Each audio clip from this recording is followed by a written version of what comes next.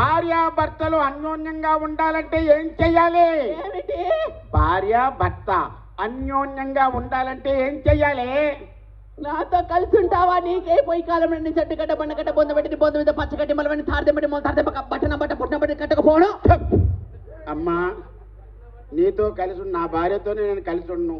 మందంతా హౌస్లో తక్కువ, బస్సులో ఎక్కువ, ఇంట్లో తక్కువ, ఇన్నోవాలు ఎక్కువ. అమ్మా ఏమంటున్నాడు చెప్పు నాయన.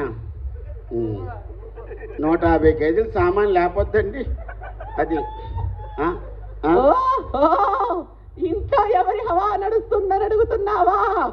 భార్యాభర్తలు అన్యోన్యంగా ఉండాలంటే ఏం జరుగుతుందని అడుగుతున్నావా?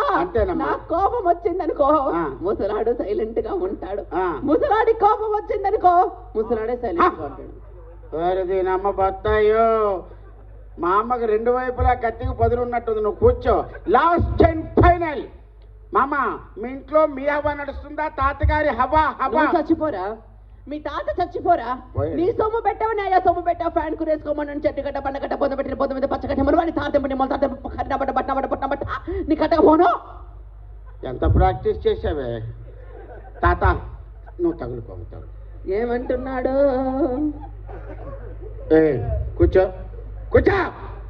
నీ మాత్రం సైకిల్ నేను చేయలేనా? కూర్చో. చూడు, ఏంటి నీకు పైసా? ఫైల్సా? ఇప్పుడు ఇలా కాదు, మా అమ్మకి నరాల వీక్నెస్ ఉంటే డాక్టర్ దగ్గరికి వెళ్ళొచ్చుగా. తప్పు అయిపోయింది మసలాడా. చెప్పు నాయన. ఏమంటున్నాడు? చెప్పు చెప్పు చెప్పు చెప్పు. అర్థం కాలా? అర్థం కాలా?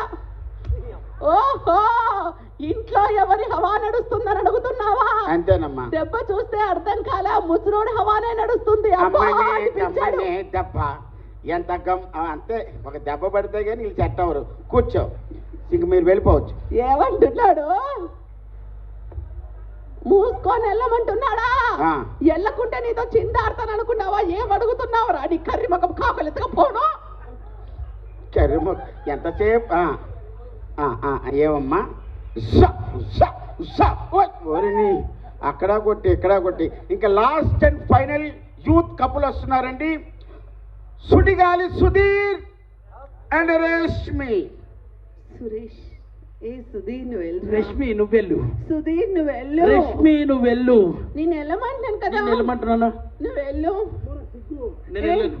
నువ్వు వెళ్ళరా. నువ్వు వెళ్ళు. నాయన